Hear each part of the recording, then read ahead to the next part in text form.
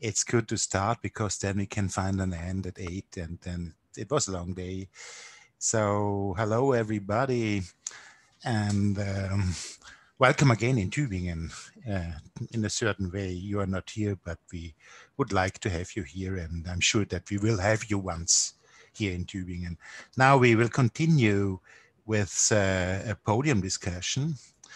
And the title of this podium discussion is rather demanding. It's the title is Ethnologies of the Future, Anthropology and the EU Agenda. And the EU Agenda is not the only thing that brings us together, but it is a main thing because that is very much connected with CVs.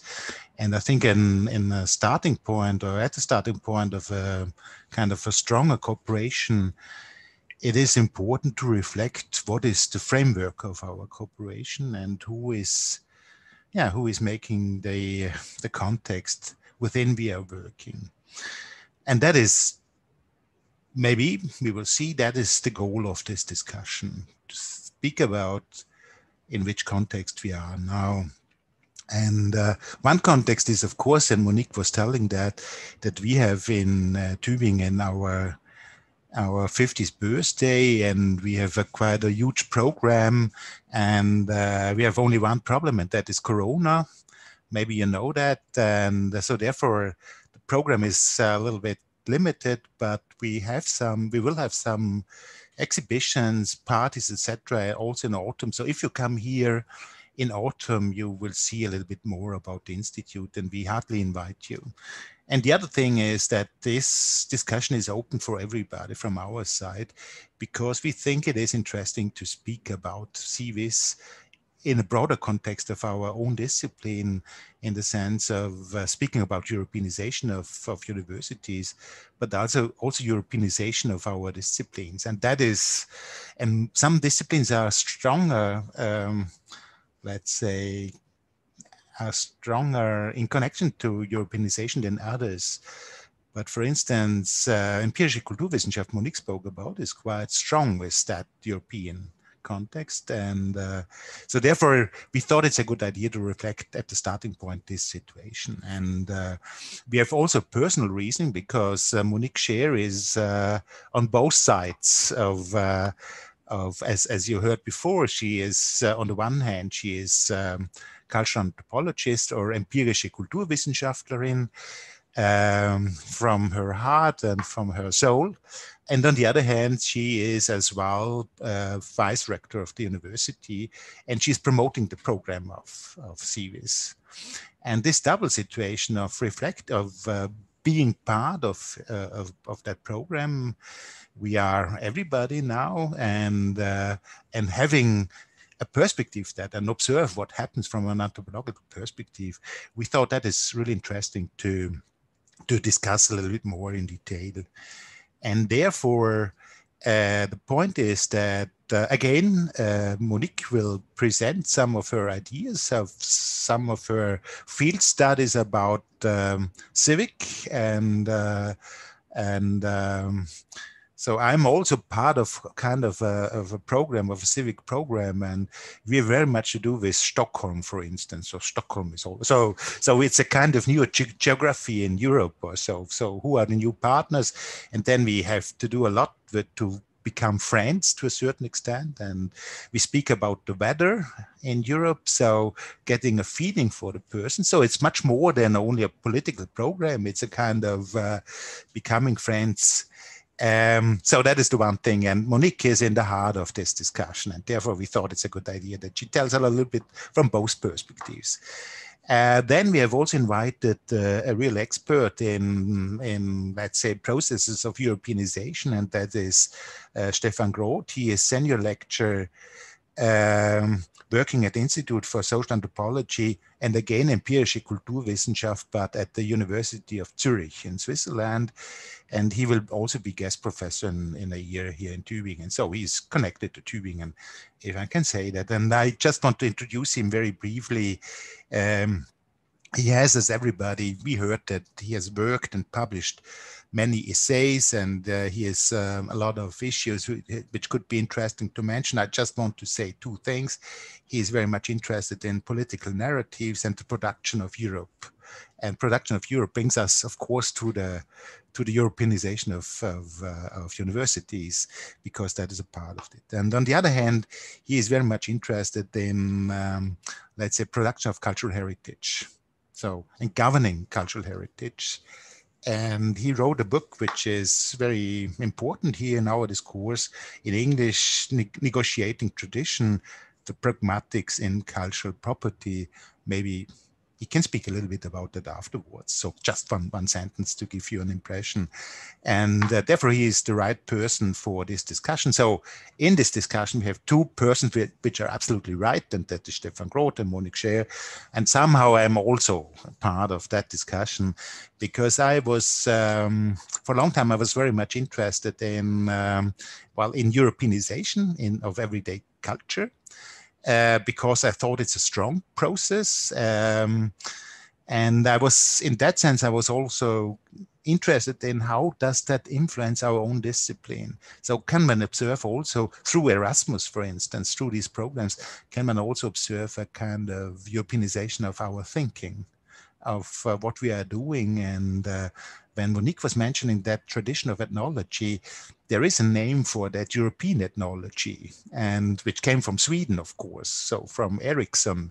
So best wishes to Sweden, and which was popular all the time here and in some countries. So, and if you have the word, if you name yourself European ethnology, you are to a certain extent a European discipline, and you are kind of Europeanized discipline. So that is an interesting connection. And I mean, that is what I want to maybe bring into the discussion. We will see. But of course, everybody will soon be part of the discussion, is invited to say and to join this discussion, because it is important to hear more from each other and to see a little bit what we are thinking. But now I start first with Monique Scher. I do not think it's necessary to introduce her. And of course, she's a famous person and she's a famous scientist, and that's enough. And she wrote a lot of books, and you should read them, and that's enough. And Monique, just enter in this double function. Okay, yes, I'll stop you. And the floor is from saying any more about me.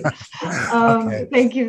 No, but it's after 6 o'clock, so then we are free. Exactly. Thank you so much, Reinhard, and thanks to everyone, of course, for being here to discuss the future. We're all thinking about the future more than ever, perhaps, because we're experiencing our present times as very challenging. This is the title of our workshop is about the challenging times, because, of course, we've had sort of a cascade of crises that have come down on the world in the last few years, a financial crisis, the increasingly obvious climate change and environmental crisis, the increased challenges to liberal democracy, as a form of government, the rise of the right wing and authoritarian politics, and of course, this very moment, the COVID-19 pandemic, the reason that we are not here in Tübingen,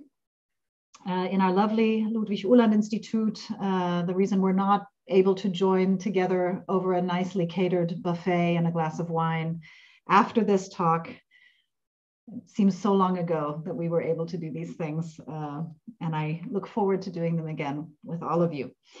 And in the face of all of these massive and rapid changes, and because we know now that the world post-pandemic will not be the same old world, but it will be something new. And so we are thinking about the future.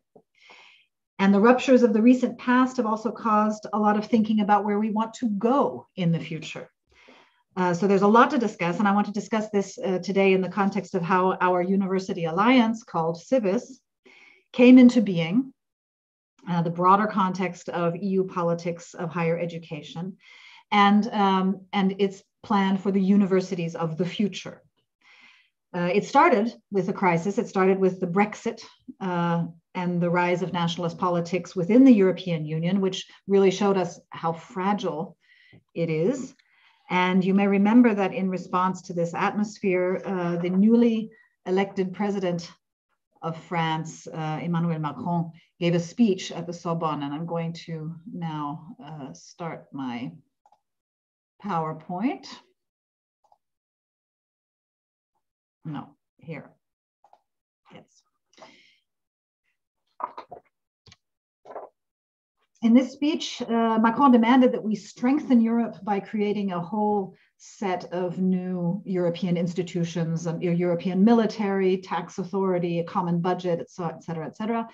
And throughout his speech, Macron emphasized the importance of European values for the identity of the continent of Europe and the European Union as a political entity. And when it came to education, Macron said that culture and knowledge are what Europe is all about, which is why Europe also needs European universities. Culture, and in his speech, culture is very closely linked with language and probably also identity. Culture and knowledge, science, both of these things are the central task of such European universities. And by the year 2024, he said, all European students should speak at least 2 European languages besides their own, not only because they have learned them in school, but because half of them at least have spent at least 6 months in another European country during their studies. So he said there should be 20 alliances of European universities in which this multilingualism and mobility are built into the courses of study. The speech was the starting sort of gunshot of the European Universities Initiative, the race to set up these European universities. And I say race because it was with astonishing speed that this idea was taken up in the EU member states. Only 2 months after his speech, there was a meeting of the heads of government in Gothenburg that decided how to implement this idea. And the European Council called on the member states, the Council and the Commission to promote higher education networks, quote, which enable students to obtain degrees by combining studies in several EU countries and thus contribute to the international competitiveness of European universities. So after about 6 months then, in mid 2018, summer of 2018, it was announced that there would be a call for funding, 5 million euros from Erasmus plus funding for each university alliance, that would be announced in the fall. And that there would be 12 universities that would be, or 12 alliances that would be selected in the first phase. But the Commission had to correct this very soon and increase the budget because the idea of European universities was taken up with such enthusiasm by universities all across Europe that within a few months there were about 100 alliances, proto-alliances that were already forming and announcing their existence. And this includes CIVIS. We also had our first meetings in the summer of 2018. And it combined 2 networks. There was a Northern Mediterranean consortium of the UAM, the University in Madrid, Sapienza and Marseille. And it combined with members of UNICA, which is a network of the capital cities of the universities in capital cities. So that's why our alliance has this character. And a lot of alliances did this. They built on existing networks.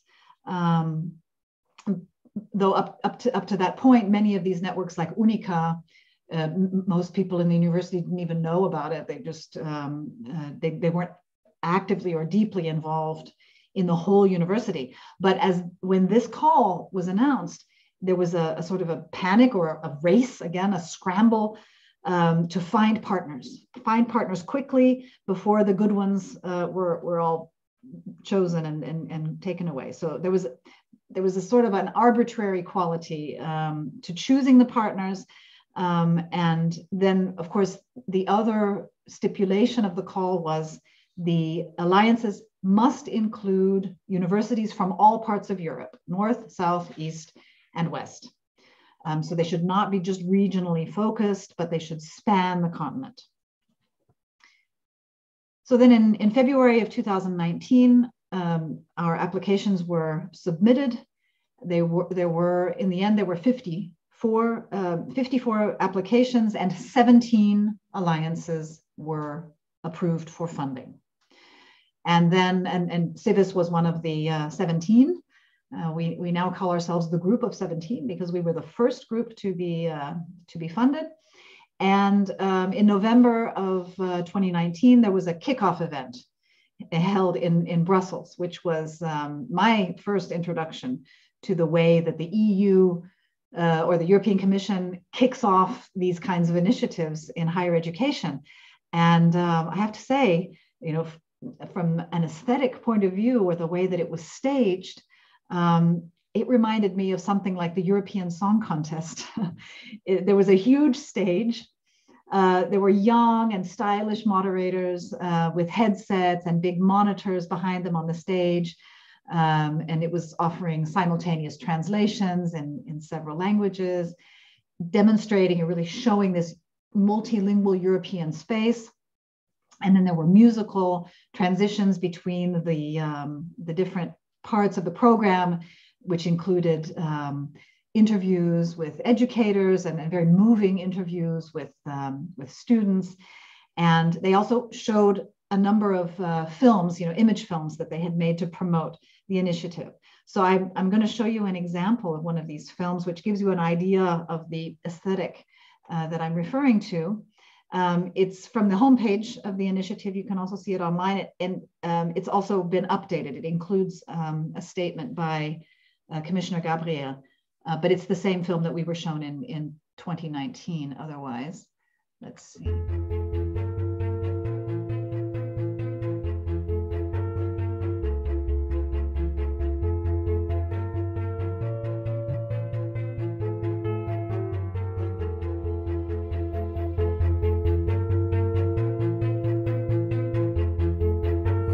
Imagine new kinds of universities. Universities where you can learn, teach, research and cooperate like never before. Imagine a pioneering vision. A vision shared by groups of universities from all over Europe. Driving innovative ways of learning and inspiring cutting-edge research. This is happening right here, right now. Higher education institutions from all over Europe are coming together to form European universities. A unique opportunity for you to design your own curriculum. Across disciplines, borders, cultures and languages. And build the specific skills you will need for your future. Imagine students, teachers, researchers, companies and cities working together to tackle society's greatest challenges. Transforming higher education in Europe. These are the universities of the future. These are European universities.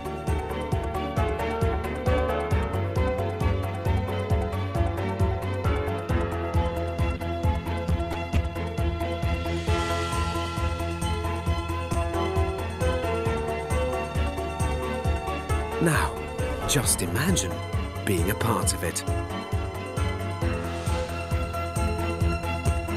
Funded by Erasmus+.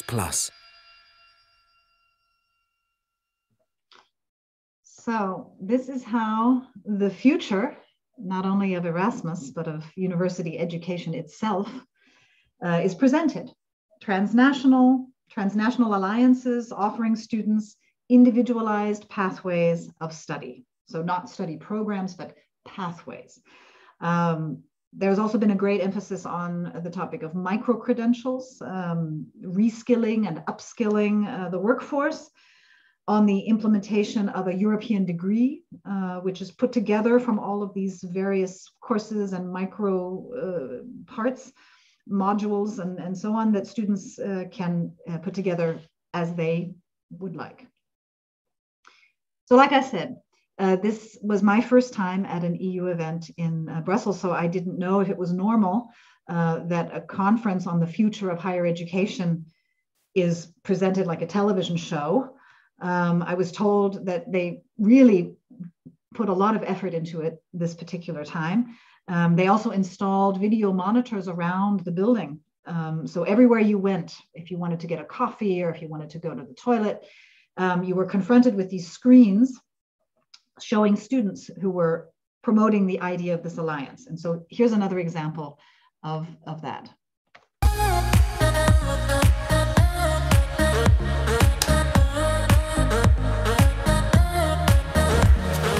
The initiative itself really corresponds, I believe, to the expectations but also aspirations of young people in Europe.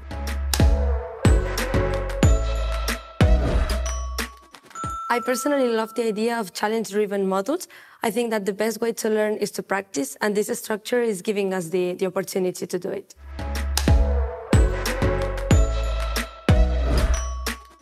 European University aims to educate people in a very interdisciplinary way, promote research and innovation among students to prepare them for the future and to be competitive in the job market.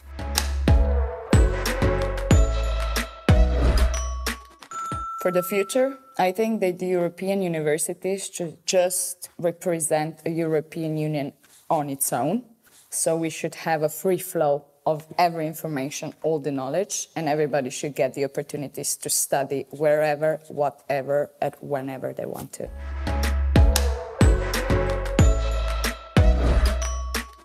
It means to me that I feel more like a citizen of the European Union, not just of my own country.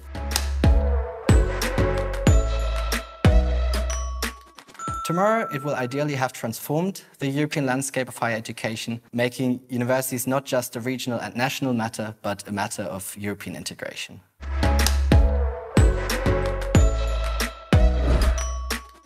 I feel like I'm a part of something bigger than me and something that will help not only my generation of students, but also the future generation.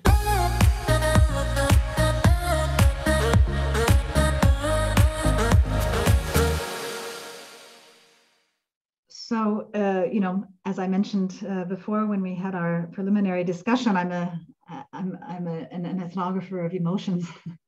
And I was really struck by the emotionality of this particular event, the way the music was used and the way that inspiring statements were being made. And it was inspiring.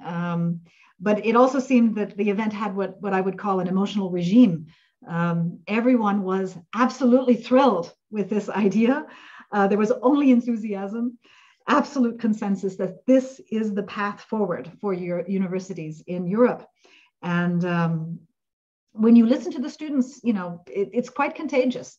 It could be something really cool, you know, if students in Europe could so easily take classes at other universities and other cities in English or in other languages, to learn them better, to develop a sense of their own university being situated in a larger European space, to have regular contact with students from all over Europe, to even develop friendships all over the continent. And this was going to really bring Erasmus to the next level. It was going to make Erasmus even better. So in the second pilot round, there were again about 60 applications and 24 more were selected for funding in July of 2020. So just last year. And so now instead of the 20 alliances that Macron envisioned, there are now 41 alliances that are currently being funded for 3 years, probably more. And in the meantime, there's also been Horizon funding included to promote more of the research side of things. And all of the alliances have received then a total of 7 million for promoting student mobility, but also research. The funding goes to one of the universities in the alliance, and is this university is considered the lead university. And for us in Civis, this is AMU, Aix-Marseille, and they distribute the funding to the other universities. And each university also takes the lead on one of the work packages of the project, of the EU-funded project. And so if you're curious, I can happily tell you what your university is working on in the alliance.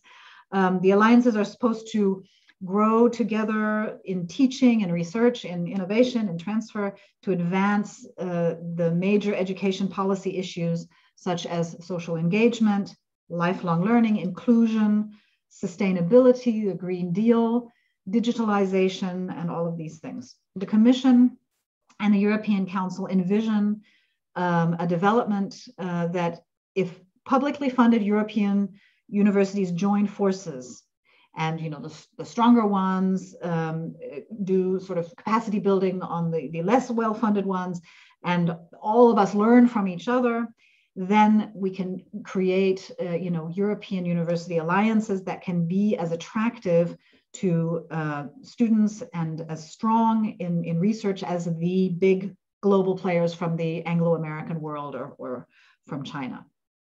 This is what they mean by being competitive. The alliances should be incubators for the European higher education area or the European research area. They also call us test beds. And they should promote seamless mobility, ambitious transnational cooperation, but all of this, of course, within Europe, so that our sort of fixation on research collaboration with American and British and Chinese research partners is less important. And this is a quote from the Council conclusions to be adopted next month. Quote, "The European Universities Initiative aims to contribute to a more united, stronger, digital and green Europe, open to the wider world in increasing the resilience, geographical and social inclusiveness, performance, attractiveness, and international competitiveness of European higher education institutions." So now that I've presented you the background, the rhetoric, some of the aesthetics of this initiative, I would like to look at them more through the eyes of the ethnographer and in the spirit of a critical cultural analysis, and just briefly address two possible questions that could be posed to this material. One, is this politics still just neoliberal, or is it already post-neoliberal? And two, what role does culture play? This is a question important to us. This is the central concept for our field. So what role does culture play here? What is meant by culture in this vision of Europe and European universities? What might that mean for how we are being asked, our departments are being asked to plan our research and teaching for these universities of the future? So in my narrative, I tried to highlight the dimension of competition, which was built into the call, obviously, as any call for funding. And I characterized it as a race, pointing out the pressure and the speed that this process put on us university administrators, but also just sort of in the aesthetics of the whole thing, which I thought resembled a casting show. We were the winners. We were building the university of the future. The legitimacy of the initiative itself seems to be motivated by competition and ranking, to be globally competitive in the fight for the best minds, the best students in the world. They should all come to Europe and circulate in Europe. And all of this is familiar to all of us, so not particularly new. But what surprised me at the kickoff event was that we had a get-together of the group of 17, the first 17 alliances. We were supposed to get to know each other, and they put us at tables to have conversations with little games. There were digital games to join in with our phones on the apps. And yeah, there it was, this gamification of communication, which still seemed to have to do with competition, games, you can win or lose a game. It was about a competition, but games also promote conviviality and community. It was sort of supposed to be fun. So it suggested that we are supposed to look at this competition as more like sport, like in a sportsmanlike manner, and be able to laugh about it a little bit. And we were asked to talk to each other between the alliances to share with each other what is working well, what is maybe not so easy, where are you having trouble, and maybe we could help each other. And I found that rather shocking because we had just spent months struggling and slaving over a competitive proposal. We were supposed to, just reveal all of our secrets to our competitors and, share all of the work we did with these other alliances, reveal our good ideas, and maybe even admit that we weren't doing so well. And so when the moderator of this event proposed that we share all of this information, everyone in the room sort of laughed, and she saw that we were uncomfortable with this idea, and she said, "Yes, I'm serious. You should share as much as you can. This is a competition of sharing." So, yeah, it was a twist, and if I had known at the time that we would be constantly confronted with this kind of twisted talk from the Commission in the coming months, I might have just ignored this saying. But if you take it seriously, and there are many, many other examples of this kind of twist, you could ask yourself, is this just the old neoliberal idea of competition, the urge to optimize by comparing ourselves with others? Or are we being asked to stop that and join forces? Really, yes, rankings are important, but together, no longer as individual universities.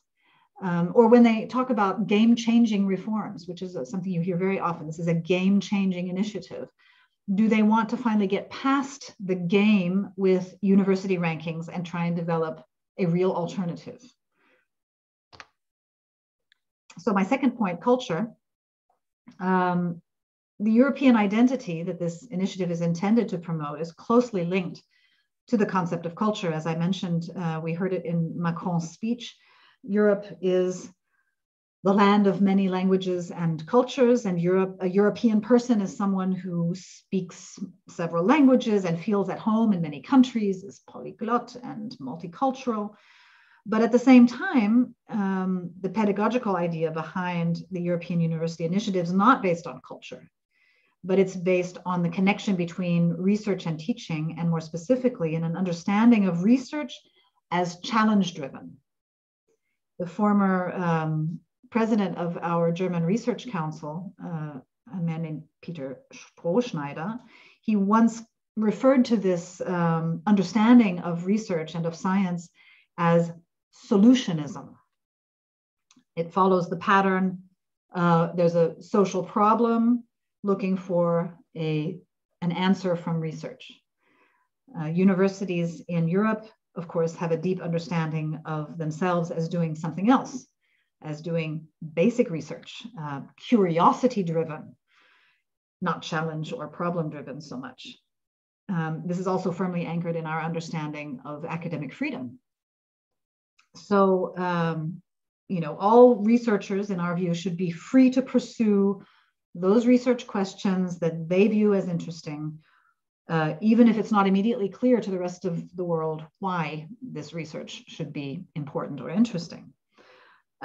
We justify this philosophy, of course, by showing that later, at some point, it may become very relevant, and we don't know when that will be. No one knew before last spring how important research on coronaviruses would be, or the virus, was a very common virus, and now it's very important. Or the research here in Tübingen on messenger RNA started 20 years ago, and no one cared, but now it's the basis for very effective vaccines. So, we justify it by looking at societal challenges, and I think that there is something to be said in these challenging times for thinking more about how research contributes to solving societal problems, especially if we, even as anthropologists, don't think of ourselves as a normative discipline, looking to solve problems specifically, just mostly to describe them and maybe cause them. So is this initiative going to cause us to rethink and modify our stance and focus not just our research, but also our teaching on showing what students are learning can actually make a difference in the world? So this is what makes us a little skeptical. And because the EU has shown us over and over that the fruits of research are intended to benefit industry and big business. You're probably familiar with this Horizon Europe program, except in Pillar 1, which includes the ERC. The rest of the Horizon program, Pillars 2 and 3, are very application oriented, very oriented toward innovation and leading to spin-offs, a close link between industry and research, sort of a combination of capitalism and utilitarianism. But I'd like to draw your attention here to Pillar 2. You can see that they have planned clusters, and one of these clusters has the word culture, followed by creativity and inclusive society. And if you go into the text behind this graphic, behind this diagram, it says that this cluster focuses on, quote, challenges pertaining to democratic governance, cultural heritage, the creative economy, social and economic transformations. So, under the heading culture, it says values, democracy, change, say technology and migration related change, and cultural heritage. So if we want to teach and research our subject in a challenge-oriented way, it seems they are suggesting that we look at these topics. Cultural heritage, the accompanying text here says, is the shared values, traditions, beliefs, and various influences that this way of life has experienced and absorbed over time. Cultural heritage provides a sense of belonging, and EU citizens are overwhelmingly in favor of protecting cultural heritage, tangible and intangible. But of course, the EU says this is not just the past, it's also the springboard to the future, because it's a resource for tourism, as well as creativity and technological innovation. So traditional crafts and customs must be brought together with digital technologies, and that, is the vision. From our professional perspective, all of this is rather thin and reductionist. We've all heard it before, and in fact, we research this very sort of rhetoric and regime, heritage regime. So should we just ignore this whole program? Is it something that we as anthropologists cannot engage with?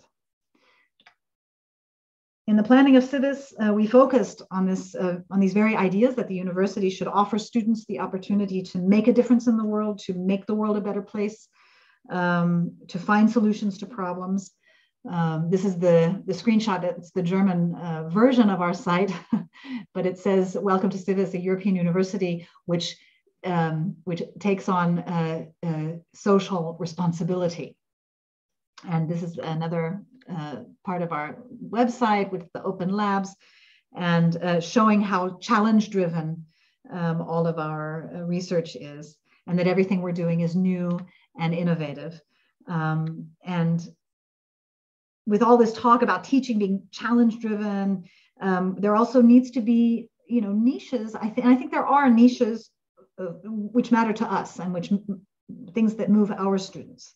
So the question that we have to ask ourselves tomorrow in the workshop is, how can we use this framework of challenge-driven teaching to provide opportunities for our students? We should look at this idea and ask, do we accept this definition of culture?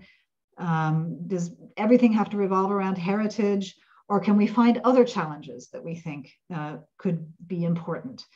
In Civis, we've adopted this notion of heritage for one of our hubs, The hub Society, Culture and Heritage was symbolized here by the ancient ruins.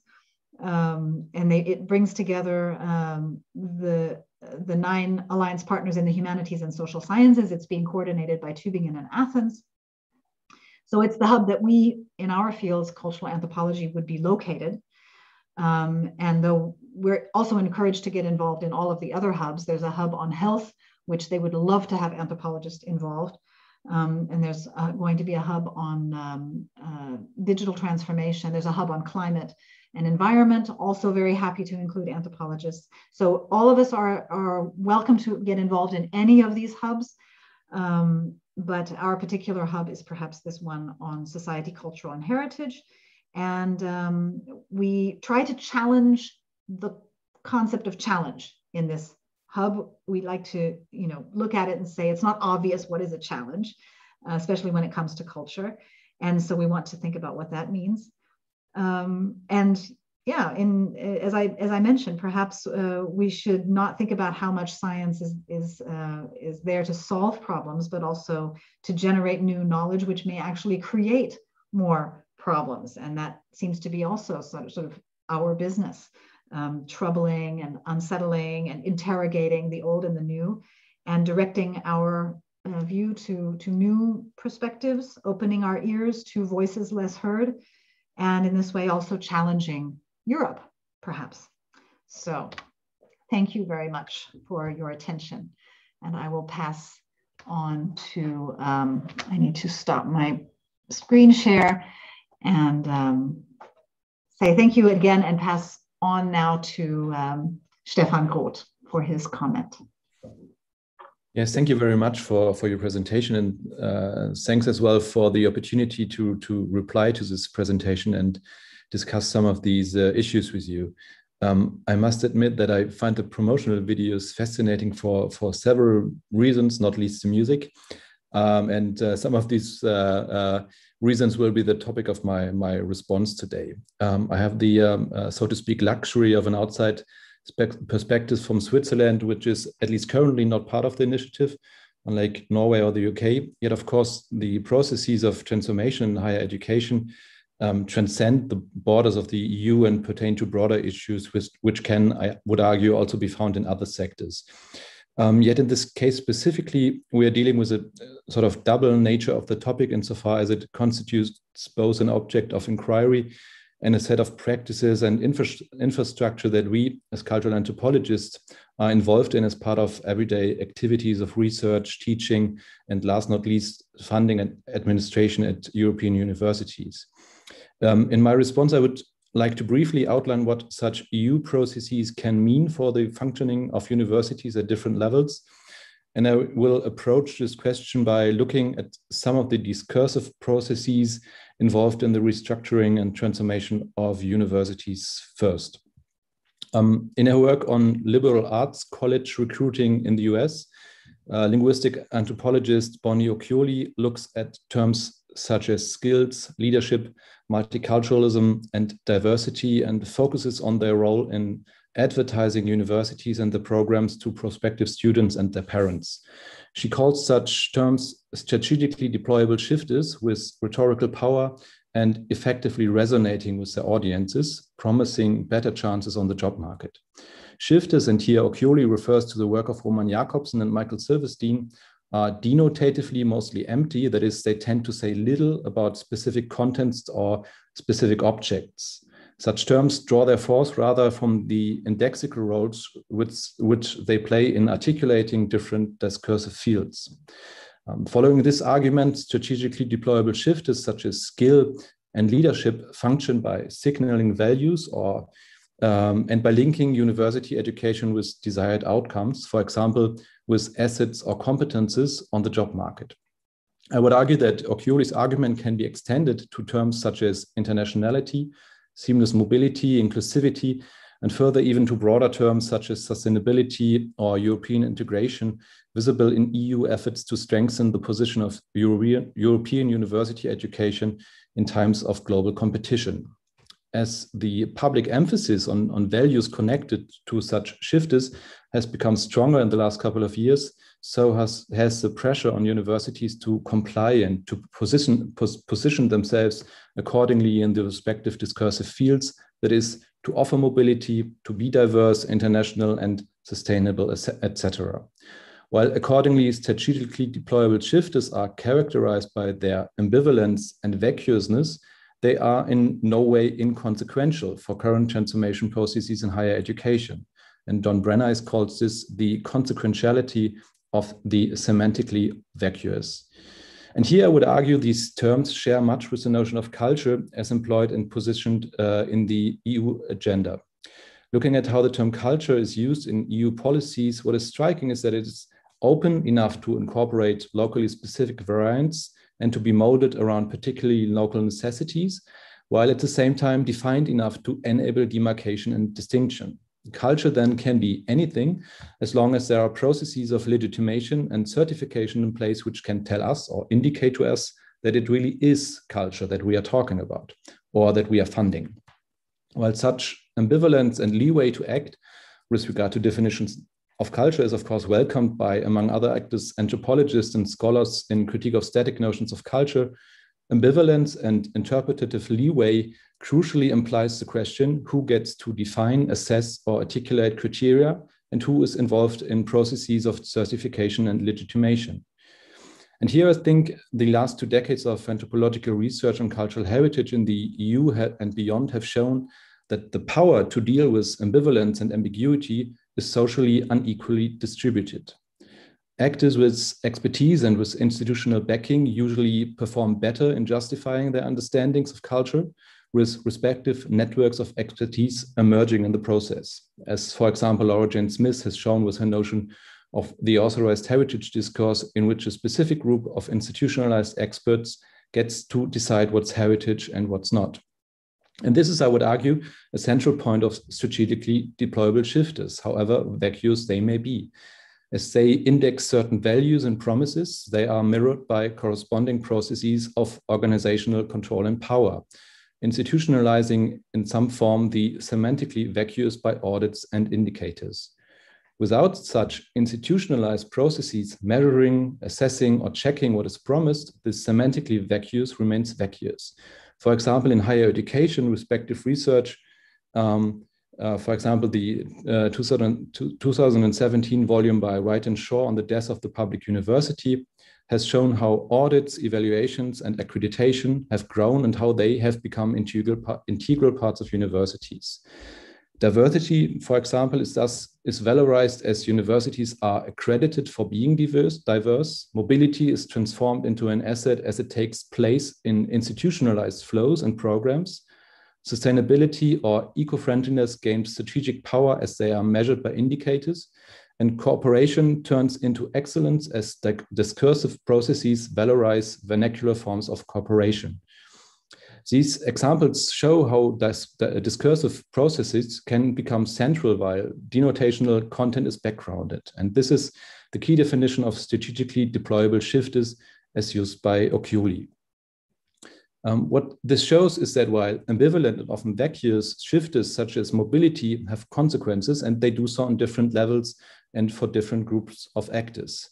Following Monique Scher's presentation, I would like to briefly focus on 3 different aspects of this. First, how does ambivalence have a bearing on the paths and practices of students? Second, what this ambivalence means for universities. And third, what this could imply for cultural anthropology from an analytic perspective. One of the statements by students in the European Universities Initiatives video really struck me as indicative for the centrality of ambivalence. In the statement, the structure provided by cooperative processes is portrayed as giving opportunities, that is, as constituting an organizational form which can then be shaped according to interests, abilities, and qualifications. Ambivalence in the form and language of opportunity is not risky, but promise and chance. As Cher points out, it is no longer about study programs, but about individually compiled study paths, requiring knowledge not only about different academic disciplines, but also about their compatibility, different cultures of knowledge, and epistemic interests. Against the backdrop of research on the intricacies of interdisciplinary collaboration, I can only wonder what kind of contextualizing work would be necessary to bridge gaps, to mediate and to translate between different locales and disciplines. But to give it a more positive spin, I guess the self-reflexive stance of cultural anthropology and its contributions to research on cultures of knowledge are certainly helpful in doing this kind of translation work for incoming students. And I guess this is a contribution from anthropology that should not be underestimated vis-a-vis certain hubs or niches of research within such programs. Yet further and more directly related to questions of competitiveness of higher education at the heart of the initiative, students must also anticipate the skill sets required to be competitive. They must, in a way, be able to transform ambivalent shifters into viable criteria on the future job market. And these skill sets are no longer easily relatable to, for example, job market statistics, and they are neither relatable to success rates of academic disciplines as used, for example, in higher education marketing, as it's no longer about disciplines, but about a compilation of different skills. This entails, of course, an element of shifting accountability from alumni success rates of established disciplines and programs to skill sets from individually compiled pathways. And here, of course, one might rightfully point out that this kind of compilation of skills and their translation into profiles and applications on the job market has always been the case for many alumni of cultural anthropology. Second, what does this ambivalence now mean for universities and disciplines such as cultural anthropology? And here the episode of a competition in sharing described by Cher is a fascinating example for the layeredness of discursive processes and for fallacies of responsibility. As a European university, it seems one is to cooperate with one another, to be competitive with outside actors. The paradigm or paradox of intra-organizational competition, that is, competition within an enterprise, within the logics of competition, as managing ambivalences is degraded to a mere soft skill which can be picked up quickly. Again, managing ambivalences then becomes crucial. What one could term the infrastructuring of ambivalence, that is, processes as part of which ambivalences in higher education funding and in inter-university competition are managed by experts, is visible, for example, in the establishment of positions and offices for grant support, internationality, mobility, diversity, etc., as universities and departments increasingly have to rely on expertise on requirements which are continually shifting and ambivalent, such as, for example, pertaining to the identification of social challenges. Such processes, mind you, are a recurring theme in EU policies in which bottom-up programs have been strengthened since the mid-90s and continue to do so. Examples being the paradigm of community-led local development, or the central role of communities, or the democratization in cultural heritage processes. They all entail patterns of shifting responsibility away from policies and to implementation, and respectively, they establish and implement audit processes and indicators evaluating, among other things, the management of ambivalence. Third and last, I would like to take up the title of this podium again, Ethnologies of the Future, to briefly sketch how these aforementioned processes could result in an analytic perspective, and this is by referring back to the double nature of the topic I mentioned at the beginning. As we as cultural anthropologists are centrally involved in the production and infrastructuring of ambivalence, I would like to make the argument that we should contribute to research on how this has a bearing both on current and prospective students and on universities per se. The capacity to deal with ambivalence, or to rephrase Appadurai, the capacity to anticipate future developments, job markets, as well as indicators and shifters, is becoming more and more important in complex landscapes of higher education, especially as this capacity to manage ambivalence and to strategically use it is socially and economically unequally distributed. Here, to empirically investigate the specific practices of students dealing with such ambivalences, and to empirically investigate how shifters and ambivalences are translated, institutionalized, and audited in the organization of higher education seems to be crucially indicated. And I would guess in front of tonight's audience, the view is shared that cultural anthropology is specifically suited to take up this very task. Thank you.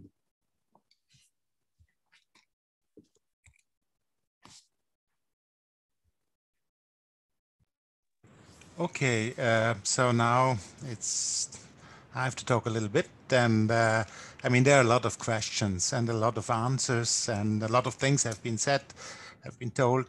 So, and I would have another 4 or 5 points, but then it's midnight. It doesn't make sense. So I just want to mention one point, and I agree with the most was said before. And the one thing I just would ask is a question coming from famous Orvar Löfgren from Lund University, and he is asking whether everything is new, what is called new. So is this program indeed real new? Is it kind of new form? Is it something new in the world? And so during the speak of Monique, I was very much reminded to my experience in the 90s when I was Europeanist and was interested in kind of constructing Europe through European Union. And there were a lot of other more famous persons, of course, like Chris Shore, he was mentioned before, or Marc Abellet in France, and so on and so on. And so there was a big field of interest in strategy of building Europe at that time.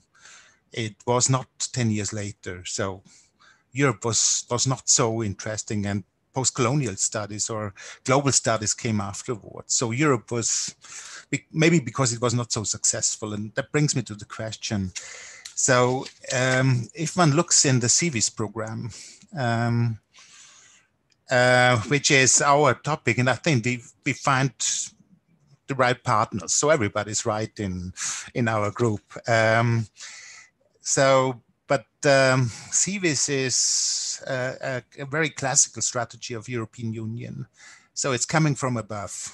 So it's kind of top-down perspective. And the second thing, it's coming coming through the elites.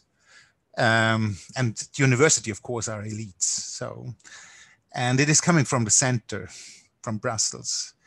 And funds are extremely important. Without any funds, we wouldn't see us now. So we are following, like FBI is always telling, follow the money, and then you can see the reality. And so the strategy is a very classical EU strategy, with which they were starting to construct kind of European identity or European practices. And one can discuss a long time whether these strategies were successful or not. So are we European, are we not? But of course, what everybody is sure is something happened with us. So maybe we are Europeanized, but different. And maybe that was the end of the discourse in the 90s. So that, well, when now I'm looking on CIVIS, is it new? No, it's not new. It is new that the university is involved. So in that strong way. So of course, Erasmus was before, but now the universities are in the center.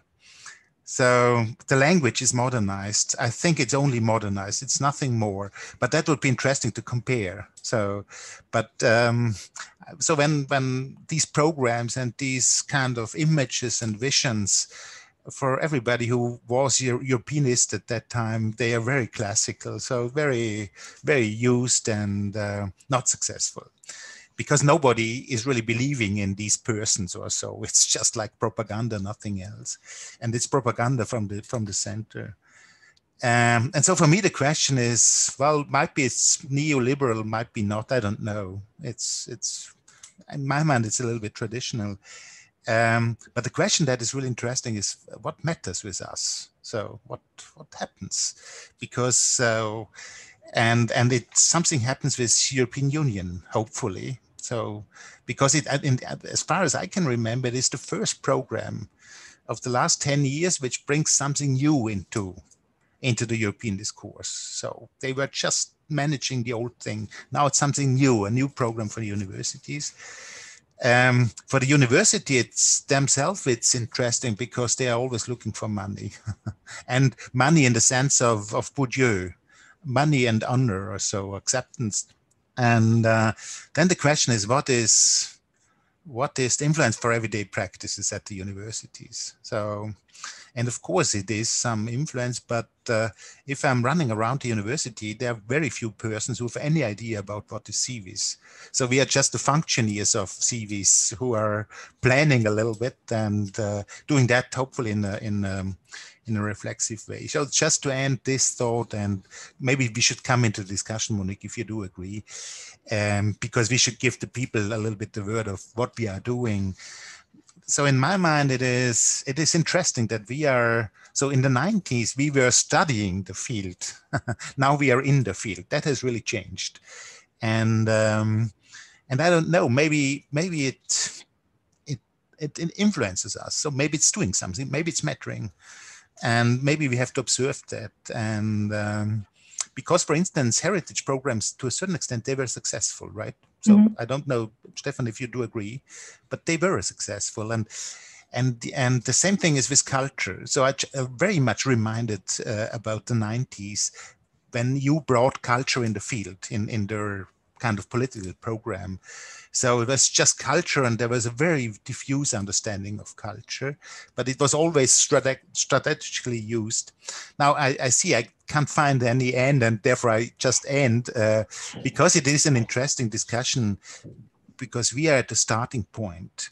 And I think some of our approaches here in CVIS and in our group, they are not so much Europeanists, but then we have also a group of, in France, there was famous Martine Segalen and Ethnologie Européenne. So there were some concepts of Europeanization of our discipline. And I just remembered when EASA, European Association for Social Anthropology, was founded, there was in the first number of the first year, that was in 1993, there was a very interesting discussion about the context of anthropology in Europe.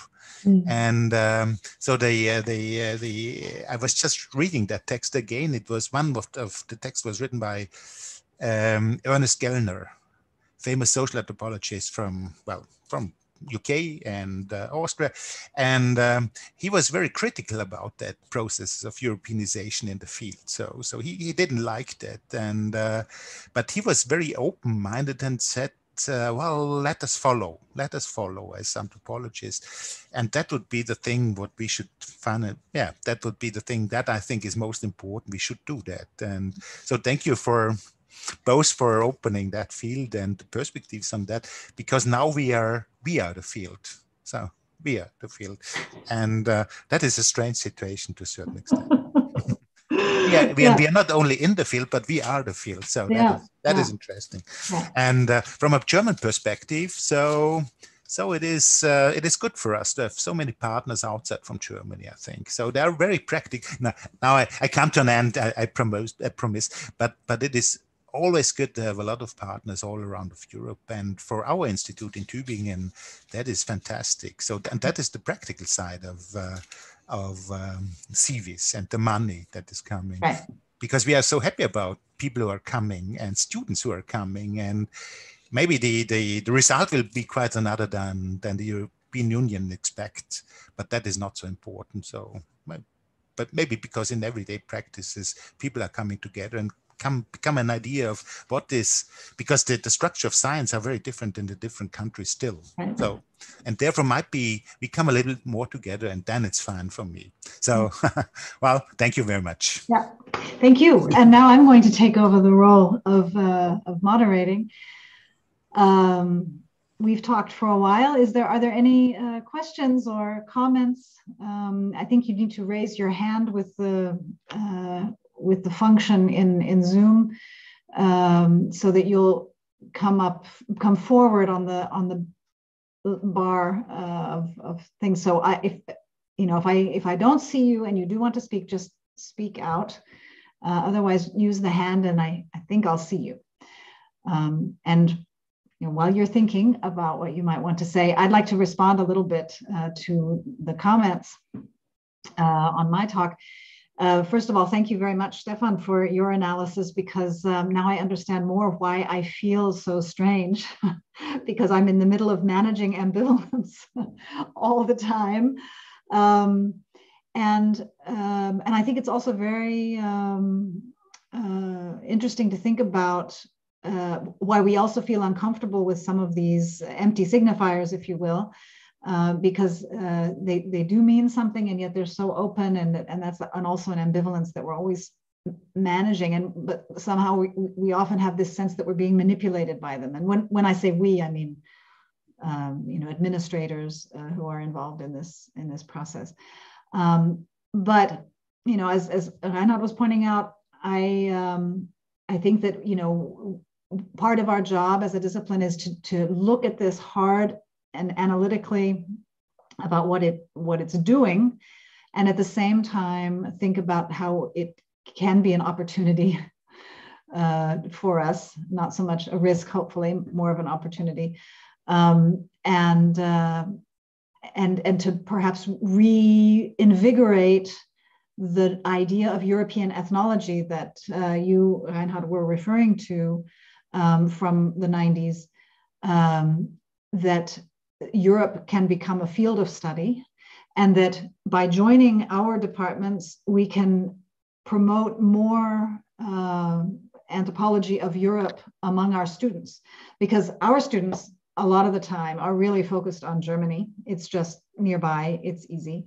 And if we can use the framework of Civis to encourage them to maybe do a thesis topic in Greece or in Brussels or in Stockholm, then we would generate more research on throughout Europe. I mean, a true sort of European ethnology. So I think that's one of the big opportunities of an alliance like this. So we've worn everyone out. Marlene, I see you.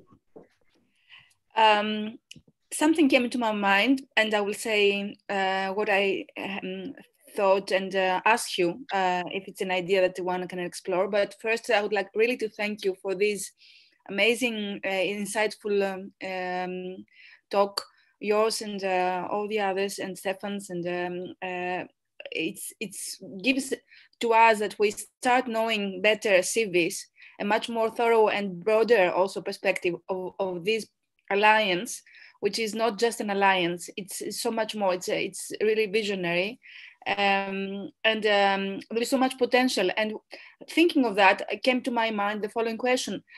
Since you are working with the ethnographic methodologies and you are social anthropologists, we are all in the social human sciences, was there any idea from the beginning to study the Civis Alliance as an ethnographic subject of research? Because we're a community that we're trying to do something all together.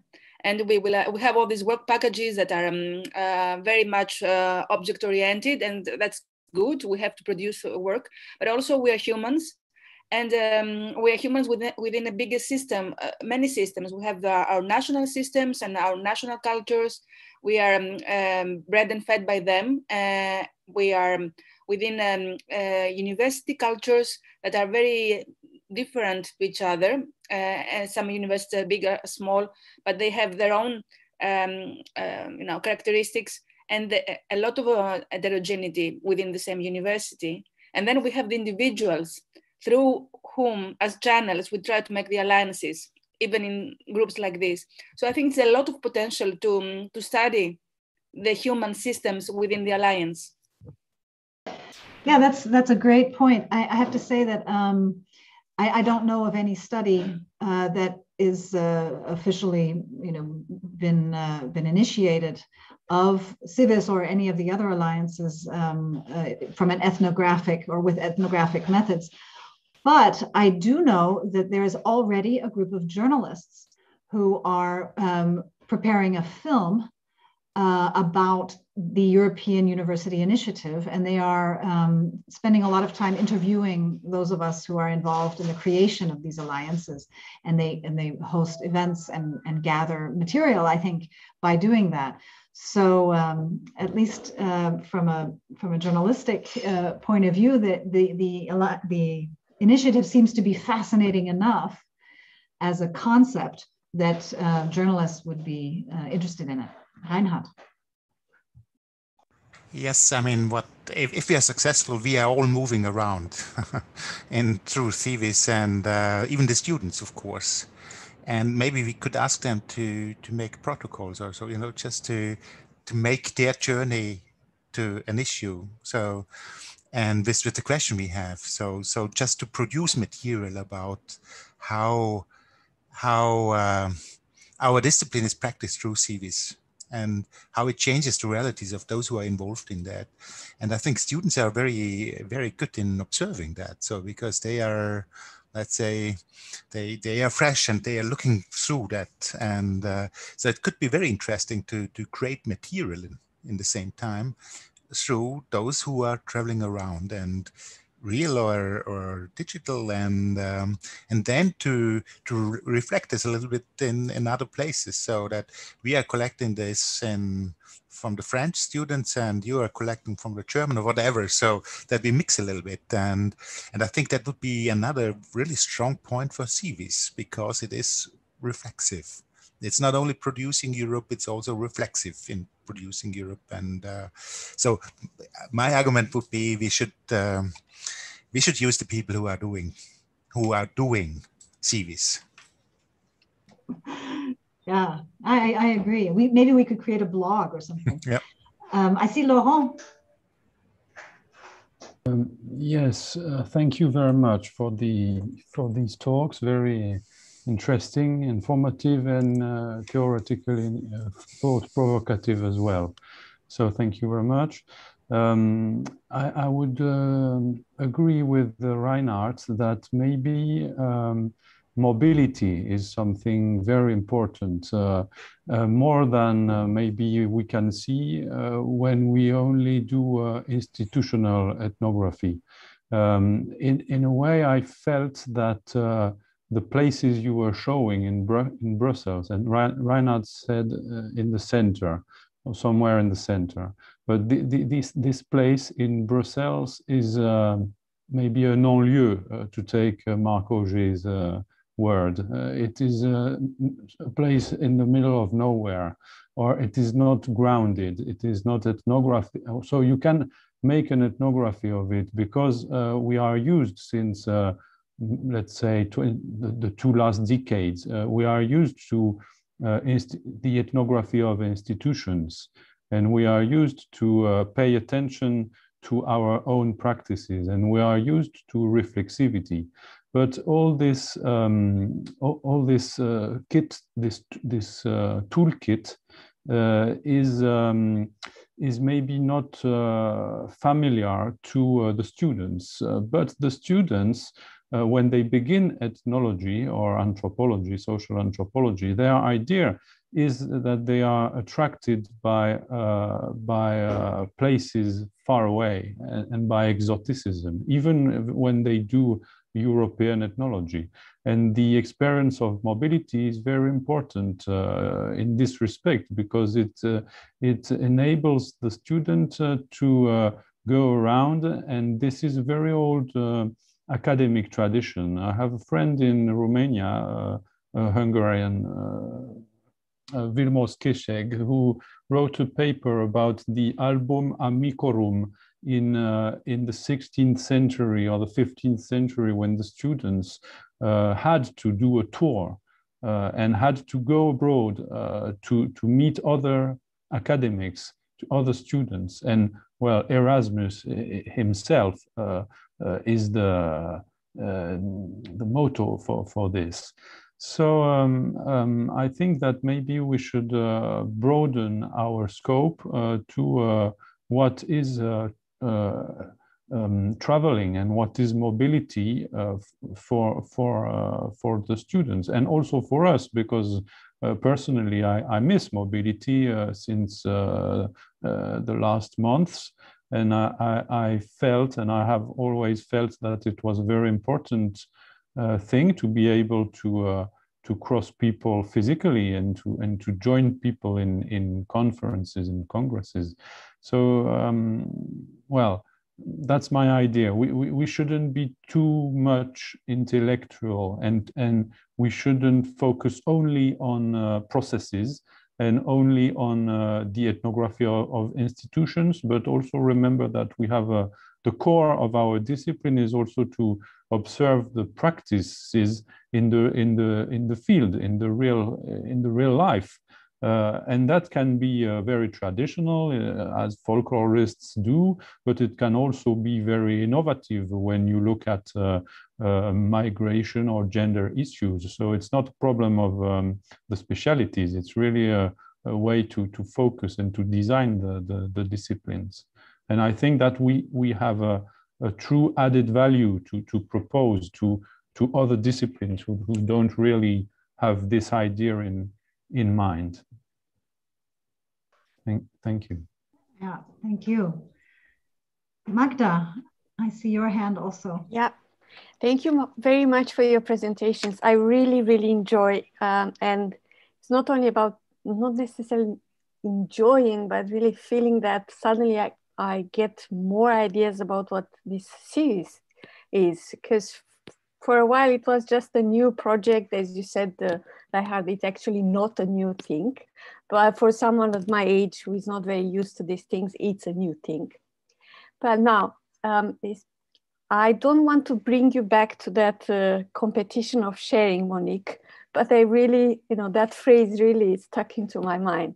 And there is one thing, and now I also build a bit on what Marlene said earlier, of this idea of turning the project into an object of research, because after all, this is what we are really good at, turning everything into objects of research. My question is, or rather curiosity, just, because I'm so enthusiastic now about the whole project. You said there were so many applications, and then in the end, there were 44 that were declared the winners of this competition. What brought Civis on the front stage?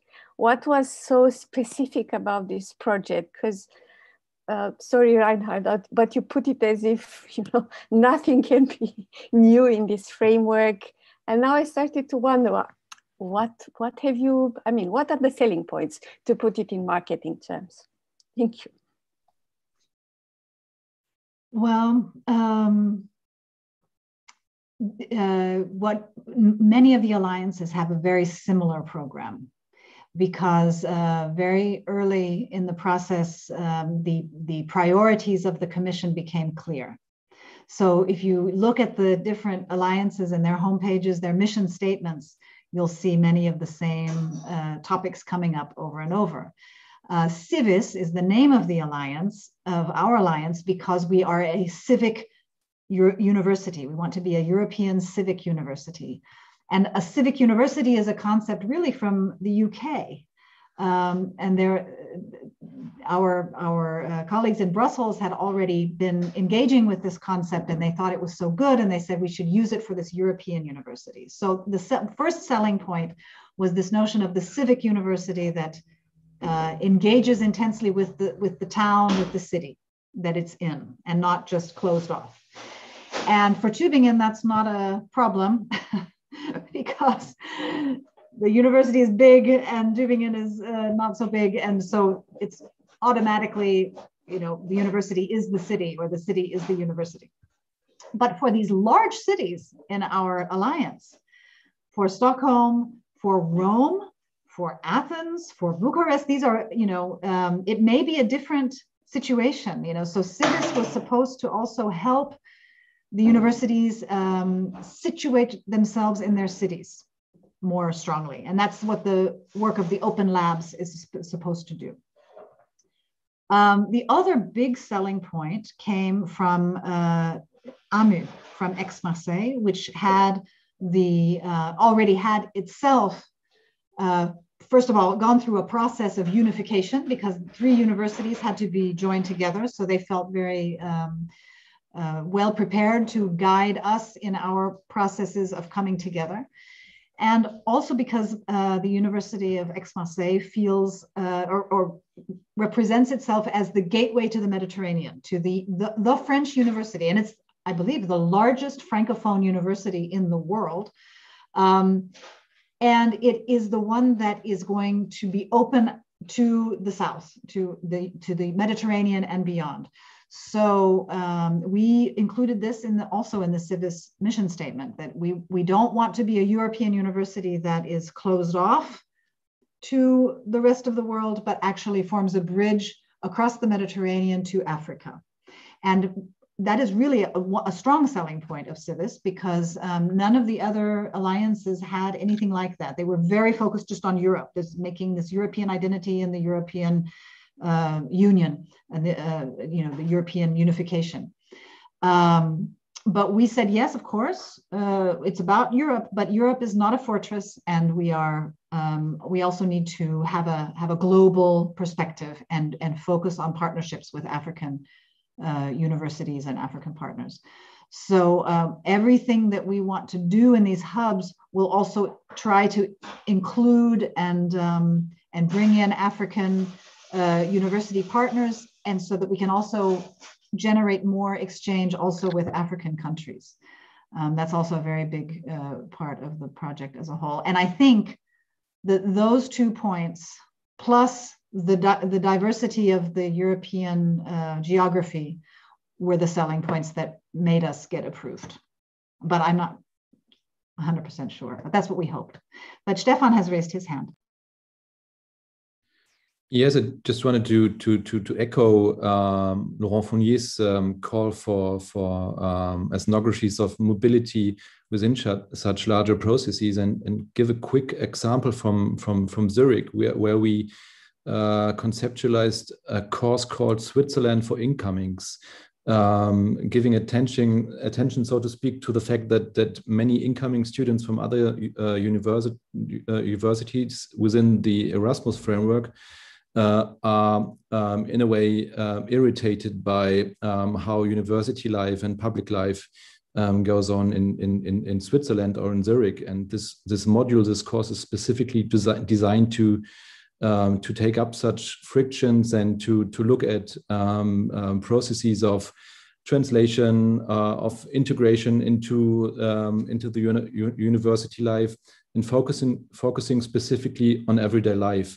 So it's not about administrative details, which are often the topic of intro courses in such mobility frameworks, but it's really about what makes cultural anthropology, looking at everyday practices. And this could, of course, also be used as a gateway to research such processes, where students within such processes accustom themselves to local environments and local conditions. Yeah, Marianti.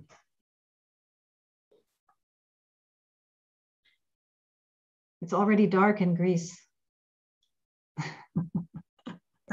Hello, I will be very brief. Sorry if I look a bit mysterious, but I am in a corner of my house, a little corner, because the rest of the house is for the rest of the family. So I would like to return to some terminology issues, which I think were raised by Monique and Reinhard before. I think that we are caught between a scientific discourse and a political discourse, for example. And I'm quoting here the American folklorist Dan Benamos. When national or international organizations use the word heritage, they mean many and very different things from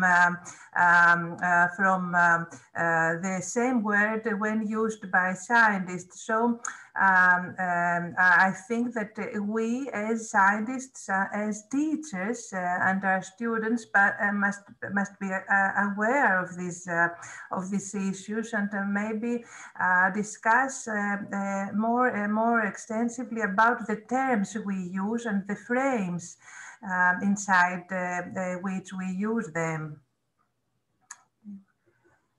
I mean, that is precisely what I think that also referring back to what Stefan said, what our fields can contribute to this project as a whole. And I have to say also that my intuition is that this initiative is going to remain interesting for journalists, as I mentioned, but also for the Commission, for the European Union itself. And you know, maybe there would really be interest in this kind of research, not just for us, but more broadly.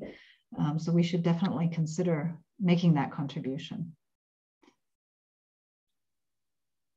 So, are we exhausted by this first day already? No, I think it's been a really exciting sort of kickoff, to use this word.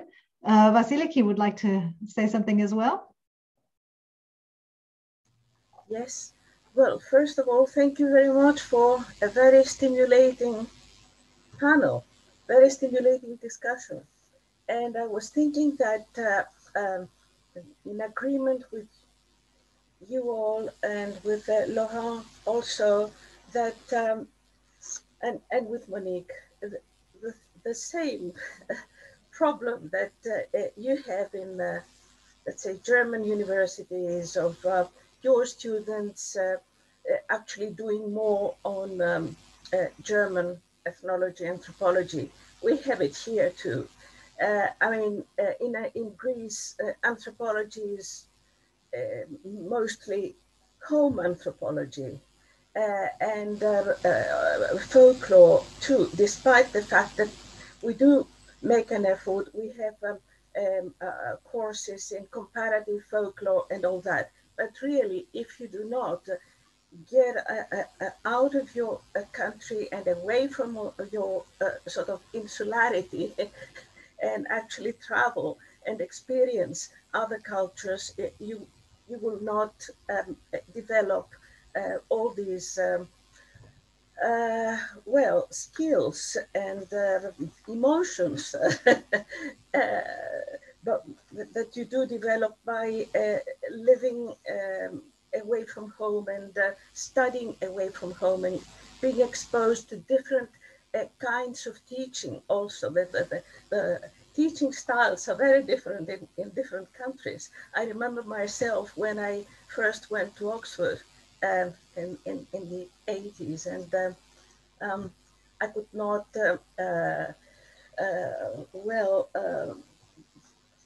actually, I felt very strange when my good tutor would teach me without any eye contact. And that was very strange to me. Simple things like these that are very important. And, you know, one could say, well, you know, you went to Oxford, and many of people we heard this morning had been all over the place. So why do we need, you know, this alliance? We can just, you know, motivate mobility more generally. But I think what we can talk about tomorrow is you know, the ways in which we could use the alliance to make the mobility perhaps more available. And one thing I'm really excited about is the idea that we could create teaching, co-teaching with using these digital methods, so that even the students who cannot travel can still make these kinds of experiences of having teaching methods from other countries that might be different, and be able to have at least some without having to go to the country. Of course, we want people to actually travel, but it's not possible for everyone. So this would increase accessibility. I think that's a very great potential. And if we can use this alliance to generate opportunities for students who are taking care of kids at home or who have health issues, whatever reason they can't actually do an Erasmus physical exchange, we can give them perhaps a virtual exchange. Another idea, of how we can create a community, that our students would move between these 8 or 9 universities, and get to know each other and learn and share this common sort of smaller group. That's a kind of a neat idea about the alliance, is that it's not just everybody going somewhere in Europe, but everybody in the university going to one of these 9. Could generate maybe a different sort of community feeling. I don't know. So anyway, I see Sandra has opened up her camera, which might mean that she's sort of letting us know that time is up. No, but I think it might be. We've been online here for an hour and a half, which I think is a good amount of time. And so if everyone is okay with it, I would say let's bring this thing to an end. I would like to do that by saying a round of thanks. First and foremost, to our guest, Stefan Groth from Zurich. Thank you so much for taking time today from your busy schedule. Pleasure. And giving us your insights. And thanks to everyone else also for being here. Thank you to our helpers, to Dominik Toric and Verja Inci, and of course, Sandra Meyer for taking care of the technical stuff in the background and the organization more generally. Thanks to everyone for being here. And I look very much forward to tomorrow when we really start to dig into all of our different departments and what we can do together. Have a nice evening. See you tomorrow.